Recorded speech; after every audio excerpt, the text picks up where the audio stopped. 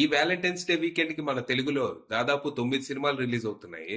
వీటిలో కొత్త సినిమాలతో పాటు రీ రిలీజ్లు కూడా ఉన్నాయి. ఒకసారి ఆ సినిమాలు ఏంటో గమనిస్తే, లైలా, మెకానిక్ రాకీ లాంటి డిజాస్టర్ తర్వాత విశ్వక్సేన్ నుంచి వస్తున్న సినిమా ఇది.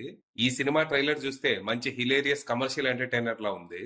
ఇంకా చూడాలి లేడీ గెటప్ లో విశ్వక్సేన్ సృష్టించే విధ్వంసం ఎలా ఉంటుందో. అన్నట్టు ఈ సినిమా 18+ వాళ్ళకి మాత్రమే అంట. ఏమున్నాయో మరి. బ్రహ్మానందం గారు ఆయన కొడుకు కలిసి చేస్తున్న సినిమా ఇది. ట్రైలర్ చూస్తే ఒక ఫీల్ గుడ్ కామెడీ ఎంటర్టైనర్ లా ఉంది. ఈ సినిమాతో అయినా బ్రహ్మానందం గారి కొడుకు అదృష్టం మారిద్దేమో చూద్దాం. Captain America Brave new world Marvel cinematic universe లో 35వ సినిమాగా వస్తుంది ఇది. ఇంగ్లీష్ తో పాటు తెలుగు వర్షన్ కూడా రిలీజ్ అవబోతుంది. ఇక నెక్స్ట్ తల, నిదురించు జహాపన.